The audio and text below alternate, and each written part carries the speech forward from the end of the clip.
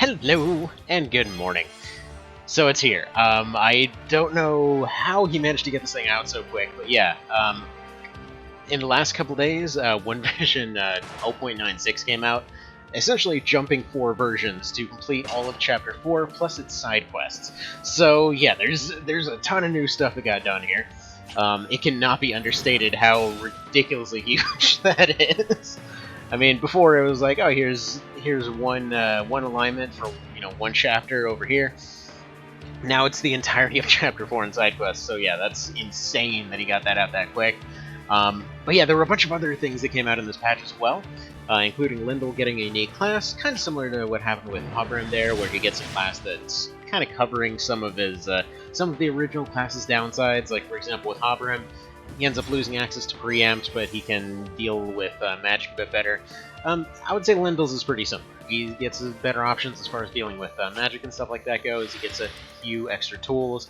I forget if the original Fusilier is able to use Venom on their bullets and stuff like that, but he's able to. So yeah, a few little interesting things. Basically also gets stuff like booby traps and squash and all that kind of thing. Apparently preempt, interestingly enough. Apparently he can transfer over preempt, sharpshoot, squash, and booby trap. So yeah, interesting class there. Basically, it's the Commando class, and honestly, it reminds me so much of the Predator. Like, the Predator is in the original movie, Arnold Schwarzenegger, there we go.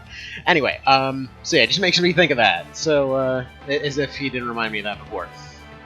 Anyhow, so yeah, what else here? So, Buccaneers don't get the gunblades anymore. That's actually a Lindell thing now, which is pretty cool. I mean, there's only 2 of them in the game, so it absolutely makes sense that, maybe a bit more sword and pistol for the pirate, and a bit more gunblade for the, the guy that comes from Gunland, basically.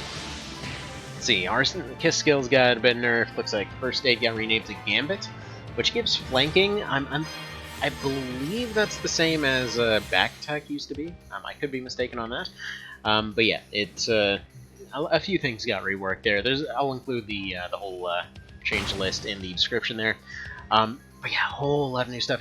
New finisher, well, not new finishers, but reworked finishers. So Blazing Grasp is Bind instead of Wither. Heartbreaker leeches instead of just takes away MP. Wind Scythe does Hobble and Delay instead of Wither. But for all the things that, got their Wither taken away, Sun Blossom actually is an AoE Wither now. Also, a bunch of rank 8 finishers got an extra tile of range on them, so that's pretty cool there, as I'm apparently slapping things off my desk. I really should stop gesturing so much. Anywho, yeah, so a bunch of little changes here and there. Unique characters got buffed in this one, so anyone that's a fully unique character, like for example, what they mentioned in the change notes is, as an example, Aerosol will be stronger than Sarah, slightly. It's not going to be as much as vanilla, I'd figure, because yeah, that mess was just insane. But a slight edge to the difference between where they're describing like, oh yeah, this lady was a pretty good archer. That's pretty neat. And then the other one's like, they literally just called him the friggin' God of Thunder, because all their arrows keep killing people in the rain. But anyway,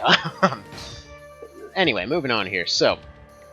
Some special templates for endgame uniques, or generic classes, sorry, ended up getting updated. Apparently this was something to do with where everybody was located in the class table. But yeah, it seems like a lot of characters, a lot of the random stuff they added in the DLC is getting reworked into unique classes, so that's fun. What else here? I mean, I think that more or less covers it. The fact that Chapter 4 is already done blows my mind. It feels like 3 just got finished. But sure enough, there it is. Now the second big announcement is what we're going to go ahead and call the Ogre League. So everyone's got their favorite fights throughout the series, and I'm talking the whole series, like Ogre Battle, Tactics Ogre, all of it. Everyone's got their favorite ones. I mean, I personally have a few dozen things that come to mind for this particular thing, but years ago, I was doing this tournament for Armored Core, wherein we kept running into the same issue that every time I tried to do an AI tournament for that one, the same stuff came up that somebody had some extreme knowledge of the meta and would just sweep everybody, while the other half just didn't exactly know what to put a team together with. Maybe some people were just doing meme teams and all that kind of thing. And I wanted a way for all of it to be viable, without putting a bunch of bans in place.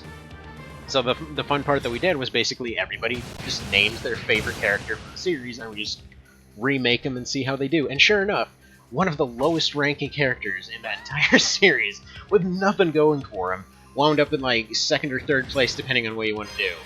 I mean, it's like you can get so many fun things out of this. So essentially, here's how this is going to work. Name any fight, any team throughout the series. Just name your favorites, and I'll put them together. Like, for the time being, until my hand recovers, I can't quite do any runs or any of that. But essentially, what is possible is put these AI teams together, have them duke it out. You know, get some of that commentary going, see what kind of stuff ends up shaking out. Like, all of them are just going to be renamed like local sports teams, to be honest. Like, for example, Mercury over there guarding one of the Heim gates, like probably like Mercury's Rhapsody or something like that. Or you got Dagon over there, Mr. Tragic Guy himself. They go for like Dagon's Deeps or something like that. You know, just something dumb. So if you have any suggestions for names, feel free to throw those out as well. But yeah, so that'll be that. Look forward to seeing how this thing shakes out. I'll be taking suggestions. I'd like to put together like 40 teams for this, give or take. We'll see how that ends up going. But yeah, currently there is a lot of open slots available, and I'd love to make it kind of a big thing. So, looking forward to seeing what people's favorites are. If you got any stories about it, feel free to share them. And yeah, I'll remake them as faithfully as I can for One Vision. It's basically got more options than most of the rest of the series, so as far as coming up with adaptable builds and whatever else, and making stuff have the feel of the original, while maybe not having some of the AI restrictions, definitely a bit more doable here. As an example, like I've always wondered how the team that's guarding Elmoric at the very start of Lux would have done if they actually did the logical thing and just put their teams together. So, for example, that would make one viable team, and instead they're like, what if we had 6 people or so laying around just kind of middling their noses? What if we just just went and guarded this place in the worst way possible? So, you know, stuff like that. If it feels like there is a kind of lore-appropriate way to have a team fit its theme better, I'll go ahead and do it. And yeah, looking forward to seeing what people have for us, and looking forward to this event. So you guys have a good one. Go ahead and get 0.96. You know, massive thanks to Rakes as usual. God, I can't believe it's out already. So yeah, looking forward to going and trying some of this stuff out. Can't wait to continue the solo run, actually. But yeah, we'll see you then. Take care, and have yourselves a good one. Stay safe out there.